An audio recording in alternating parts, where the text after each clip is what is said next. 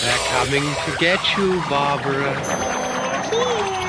It's alive! We all go a little mad sometimes. Meddling kid. Trace the call. It's coming from inside the Be house. afraid. Be very.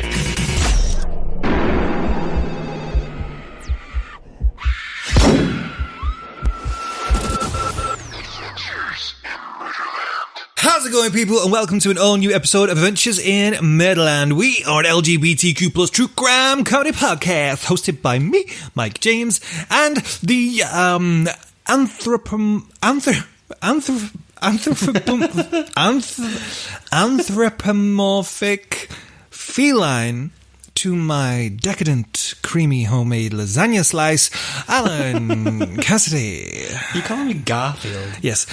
Anthropomorphic. What a word. What a difficult word to say. Anthropomorphic. It's difficult, right? Anthropomorphic. I dare the listeners at home to try and say anthropomorphic 3 times fast. It's difficult. Or maybe we're just stupid. Probably the latter. Yes. Yeah. So, yes, first off, housekeeping out of the way as per usual. Check us out on all our social medias, Twitter at Murderland, Facebook. You can just type in Adventures in Murderland. We should come up, but if we don't, facebook.com/Adventures in MRDR Land. And also, I keep forgetting to mention, if you want to email us, you can do. Of course, all of our social medias will be in the description down below. But if you want to email us directly, you can just find us at adventuresinmurderland@gmail.com. Send us your stories, send us your trivia, your facts, your comments, and your feedback. All is welcome, including dick pics. Dick pic? Send us your dick pics. Oh. Send us all your dick pics to adventuresinmurderland@gmail.com. We are fine with unsolicited dick pics. What we don't appreciate is whole pics. Don't send a whole pic.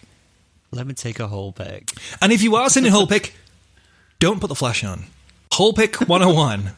Whole pic photography 101. Do not put the flash on, right? What is going on? Two lessons to be learned in amateur photography, okay? Don't put the flash on if you're taking pictures of food or holes. Anal crevae. I'm so confused right now. That's fine. Stay that way. Yeah. Oh, by the way, real quick, if you want to just jump straight into today's murder, if you want to get to the Grizzlies, as we like to call it, I don't know where that came from. Maybe, did we just start calling... We call things the Grizzlies with our friends, right? Grizzly bits, grizzly things. That's where it came from. Yeah. If you want to jump straight into the Grizzlies, we'll put the sort of time code to where you can just cut out all this bullshit in the show notes as well. Down below. Down below? Well, it's audible. As above, so below. In the show notes, yeah. It's fine.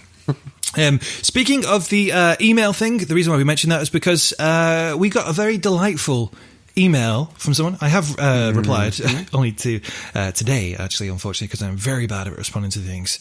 But we got an interesting email. People at home, very interesting email. Let me just pull this up for you. So, we got an email through, and it's from a lady called Eleanor. And I'm not going to put her surname out, though, because, of course, we don't want to put people on blast in case they don't want to. But Eleanor, Elena? Oh, I'm really sorry if I pronounced the name out. Elina. Eleanor, right? That's Eleanor, right? Eleanor. Yeah, I'll say Eleanor. If we pronounced it wrong, do apologise, Eleanor. But yeah, she says, Hi. When I was young, my sister had an elementary school teacher named Kay Plunkett. She would host a pool party each year to commence the summer. I was invited once and met a shy young brother. I think Mrs. Plunkett introduced him as her brilliant computer programming brother, Randy, also known as Randy Kraft. How creepy was that? I was reading the email and I was like, oh my God, like, where's this going? I was like, why is she telling me this story? First off, I was like, why is she telling me this thing? I was like, and she mentioned Kay Plunkett. And because we talk about so many different things, like, the name sounded familiar to me, but I thought, oh, is that someone I know? Is this someone I know from school or something? Like, what's the deal? But then once you dropped the bombshell, Randy Kraft, I was like, what the fuck? Literal chills. It is pretty cool. All up and down my nimble, young, twink-like body. Oh my God. The people at home don't know what we look like. I want to perpetuate an image of myself, which may or may not be true. Don't start. Don't look at me like that. I am a twink, and you know it. No, you're not. I am a nimble young twink. And that'll be the last we hear of that. You're a beanpole. Stop it. Okay. But yeah, Eleanor, I thought that was really, really cool. Because we've mentioned Randy Kraft before in one of the other episodes, and she says that she was listening to the podcast while baking a cake, which sounds like the perfect time to listen to a podcast. I hope, Eleanor, I have messaged you and said this, but I hope your cake turned out freaking delicious. Freaking decadent. Send us a slice. No, that's not going to work out. I know it wouldn't. I'm assuming It'd be like moldy. she's overseas. Oh, this was like 2 weeks ago. If she's anything like me or you, she's not going to have saved one slice. It's going to be gone pretty quick. That cake, right? I want cake. But no, I love messages like this. Like, this is the sort of thing which is why, I prefer umpteen amounts of these sorts of messages.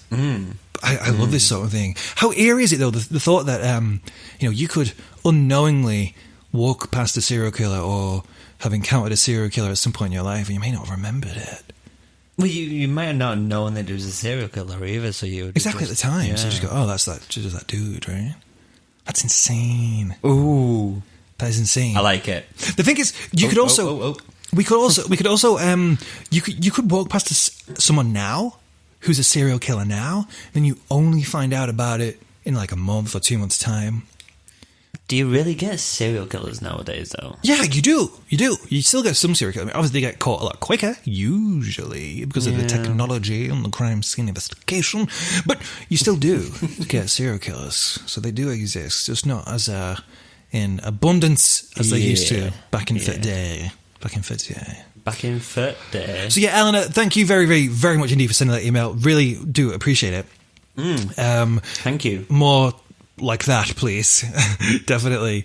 Anything else, Alan, we'd like to discuss? Little disclaimer before we jump into today's grisly tales. We have been super busy with work. Yeah. It's like this episode is definitely going up late. It's probably going up the Friday, or very, very late on a Thursday. This episode we're recording right now, Alan. Yes, we're going to go on the one Friday. Yes, what day is it today? Thursday. Oh, God, it is, isn't it? Oh. Yeah, what did you think it was? You think it was Friday? Wednesday. You thought it was Wednesday? Yeah. No, it's Thursday, you fool. So hopefully we can get this edited and up by the end of today, but still probably most people are going to be listening to it, unless you are overseas, probably listen to it on the Friday. So I do apologise, but because this isn't our actual job, you may be surprised to know that we aren't in abundance of sponsorship money. We aren't falling and making love in an orgy of dollars and pounds and euros. Pounds? Yeah. That would be very painful. Oh, they're coins. They're coins. Still, if it's money, money's money, Alan. Don't look a gift horse in the face. Don't turn down a pound. Just don't turn down a pound. Yeah. So we're not rich. We need to work like actual jobs outside the podcast. So sometimes they do overtake, unfortunately. In the past, sometimes it's been too much where we've gone, you know what, we don't want to fuck up an episode and put out a bad episode that's rushed. So we've just took a week off, but I really didn't want to take another week off. Because we've done that 2 times too many, I believe. So I didn't want to do that. So this one today is a little bit different because normally the sort of the vibe of each episode is that I will research heavily into a specific serial killer or person, and I will try and manipulate the tale into weave it into a storyline that is palatable to the ear, and then you will react to it for the first time. Yeah. This time is different. Is it? I know very little about this. So we're kind of reacting to this story together. Ooh. Because essentially I didn't really have the time to do as much research as I would have liked. And I definitely didn't have enough time to maneuver it into a story. Into a narrative. Yeah, into a narrative tale. We've done similar things like this before, but not where... essentially, I want to give big shout out to this dude from Murderpedia, which is I do usually get some of my information from Murderpedia. 1 second, I'm just going to scroll. Oh, he hasn't put his name, or she hasn't put her name. The person who wrote the particular Wikipedia article that I'm I'm going to be sort of reading for us to enjoy. And the person hasn't put their name on it, so it's very sad, because I would have liked to have give full credit on that, because it's pretty much going to be verbatim. Well, it will be almost verbatim. Whoever there is who wrote this, thank you very much indeed for providing us with an episode.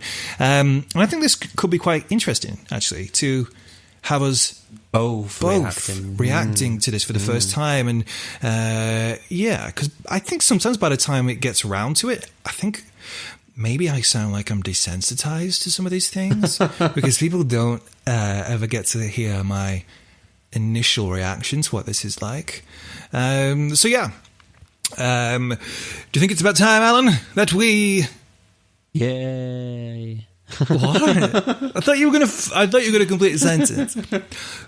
About time that we get to the Grizzlies.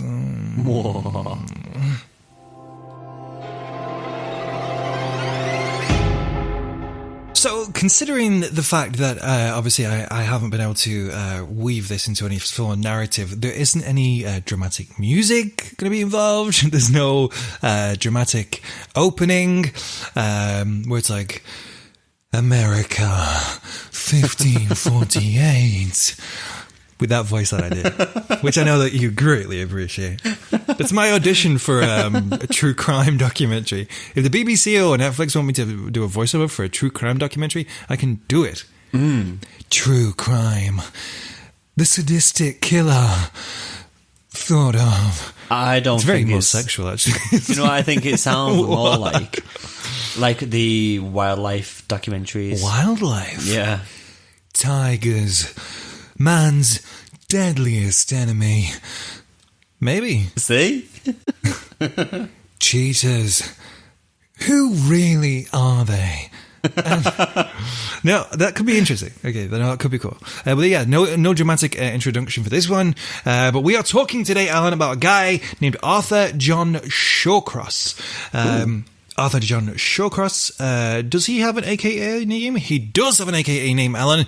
He is called the Genesse River Killer. The Genesse River Killer. AKA. I love that I can just switch that on and off. Arthur John Shawcross. He was born on June 6th, 1945 at the US Naval Hospital in Kittery in Maine. He was a small baby, tiny in fact, due to the fact that he was born 2 months premature. So it was a teeny tiny little fetus. Not a fetus, he was real. I was going to say. His father, Arthur Roy Shawcross, was a corporal in the army.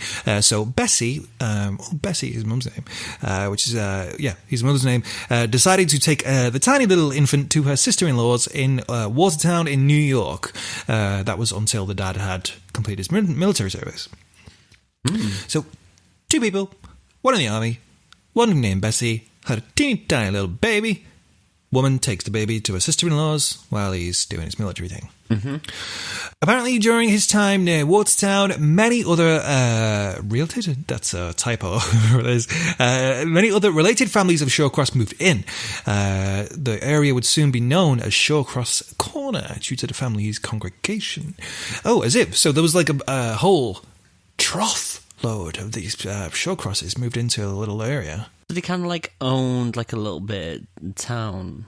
I think, they just bought up a couple of little shacks and mosey it on into town. That's quite cute, cool. Though. Yeah, it's kind of cool. Oh, yeah. If you get on with your family, like, that's, well... Then again, you just don't have to go to the house. Well, now, here's the tea, hunty. I don't know very much about this, but I do know this family were very close. I think I know what you mean. Like so maybe this is incestuous. The very little I know very little, but I know that this family's very close. For what I know of, right? Okay. So yeah, all the family moved into town. They all live in a pretty close area, but Arthur apparently was not fitting in with the other children. So to gain attention, he talked like a baby all the time. What a strange thing to do. What does a baby talk like? Like goo goo gaga. I'm hungry. It's like an annoying person okay. on a date who thinks they're cute. I like that.